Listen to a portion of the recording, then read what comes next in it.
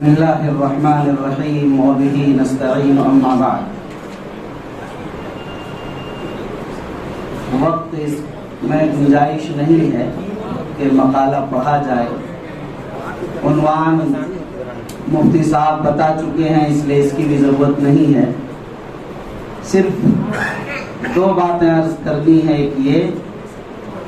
کہ 1896 میں پیدا ہونے والے مولانا مفتی عثمان غنی صاحب رحمۃ اللہ علیہ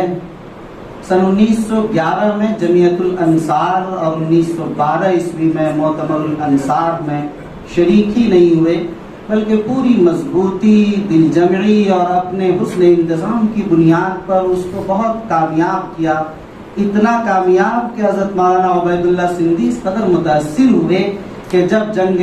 طرابلس اور جنگ بلخان وغیرہ میں دارالعلوم دیوبند کا وفد گیا تو اس میں بھی باضابطہ رکن رکین کی حیثیت سے گئے۔ اندازہ کیجئے کہ 1911 اور 12 میں ان کی عمر صرف 14 سے 15 سال ہوتی ہے۔ وہ 14-15 سال کا انسان جب اتنے عظیم انسانوں کے ساتھ اور اتنے عظیم وفد کا حصہ بن سکتا ہے جنہوں نے ایک لمبی عمر پائی، 50 سال وہ ناظم رہے اور مفتی رہے اور مدیر رہے ایک لمبے عرصے تک، کیسی عظیم خدمات انجام دی ہوں گی انہوں نے، اسی سے خود اندازہ ہو سکتا۔ میں جو بات دوسری کہنا چاہتا ہوں آپ حضرات کے سامنے یہ کہ اللہ نے انہیں ایک لمبی عمر دی۔ جب آدمی لمبی عمر پاتا ہے تو بہت سی خدمات کا موقع ملتا ہے اور ان کے لیے بڑا ذخیرہ آخرت ہوا کرتا ہے۔ اللہ تعالیٰ نے انہیں بڑا ذخیرہ آخرت کے طور پر بہت کچھ حسنات انہیں عطا فرمائے ہیں۔ دعا فرمائیں کہ اللہ ان حسنات کو قبول فرمائے۔ دو چیزیں جو ان کی زندگی سے سمجھ میں آتی ہیں، پہلی بات تو یہ ہے کہ کام کیا اور کاموں میں لگے رہے اور زندگی بھر کام کرتے رہے، یہی کامیابی کا زینہ، اور اسی کو ہم سب کو اس کی اتباع کرنی چاہیے اور اسے قابل تقلید سمجھنا چاہیے۔ دوسری جو بنیادی چیز ان کی زندگی میں ہے وہ یہ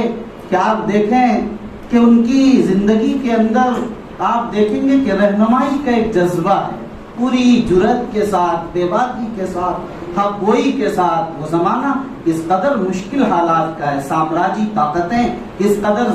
زیادہ ظلم و جبر اور بلکہ کہہ لیجیے کہ بربریت کا ننگا ناچ کر رہا تھا۔ اس زمانے میں حق گوئی اور بے باکی کے ساتھ ملت کی شرعی رہنمائی، سماجی رہنمائی، سیاسی رہنمائی کوئی آسان بات نہیں تھی۔ یہ وہی شخص کر سکتا ہے کہ جن کی راتیں اللہ کے دربار میں اور اللہ کے حضور میں سجدہ ریز گزرتی ہوں، اور جہاں دعائیں نیم شبی ہو، جہاں اخلاص کا تاج محل ہو، وہی یہ باتیں ہو سکتی ہیں، اور ان کا دل محنتوں کے ساتھ گزرتا ہو۔ اسی لیے آپ محسوس کریں گے ان کی رہنمائی کے انداز کو دیکھیے آپ کہ فتاوے کی بھی رہنمائی ہو رہی، اصلاح معاشرہ کے ذریعے سماجی رہنمائی بھی ہو رہی، اور سیاسی رہنمائی کس قوت کے ساتھ ہو رہی۔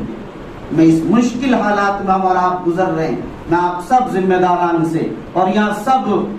پورے شہر نہیں پورے بہار کا کریم طبقہ ہے جو دانشور طبقہ ہے، علماء کا اور صاحب قلم کا طبقہ ہے، انہیں بھی اس سنت کو اپنانی چاہیے اور قابل تقلید سمجھنا چاہیے، اور یہ سبق لے کر جانا چاہیے کہ آج کے ان مشکل حالات میں بھی ہمیں تملق سے، چاپلوسی سے اور ان تمام چیزوں سے ہٹ کر حق کی سچی ترجمانی اور ملت کی سچی رہبری کرنا ہم سب کی ذمہ داری ہے کہ مشکل حالات میں حکومت وقت سے ہمیں ان کے مزاج کو سمجھ کر چلنے کی نہیں، بلکہ شریعت کے مزاج کو سمجھ کر اور ملت کی صحیح رہنمائی کی ضرورتوں کے احساس کے ساتھ ملت کی رہنمائی کے لیے کھڑا رہنا چاہیے اور مسلسل اس پر اپنے آپ کو پابند عہد رکھنا چاہیے۔ دعا فرمائیں حق تعالی شانہ سے کہ اللہ تعالیٰ ان کے خانوادے کو شاد و آباد رکھے، ان کے خدمات کو قیامت تک زندہ اور سرسبز و شاداب رکھے۔ ڈاکٹر ریحان غنی صاحب جنہوں نے کوشش کی اور اپنے دادا پر خراج عقیدت پیش کرنے کے لیے وہ لگے، وہی خانوادے باقی اور زندہ رہتے ہیں جن کی نسلوں میں کوئی رمق اپنے اسلاف و اجداد کی باقی رہ جاتی ہے۔ یہ سیمینار ڈاکٹر ریحان غنی کی محنتوں کا، ان کے پورے خانوادے پر ان کا احسان ہے۔ انہوں نے مفکر اسلام، مرشد گرامی، مخدوم گرامی قدر حضرت مولانا سید ولی رحمانی صاحب رحمۃ اللہ علیہ سے مل کر ان سے درخواست کر کے اس سیمینار کی منظوری دلائی، اور پھر وہ حالات کی نظر ہوا، لیکن پھر موجودہ امیر شریعت اور ہم سبوں کے قائد اور رہبر مفکر ملت حضرت مولانا سید احمد ولی فیصل رحمانی صاحب دامت برکاتہم العالیہ،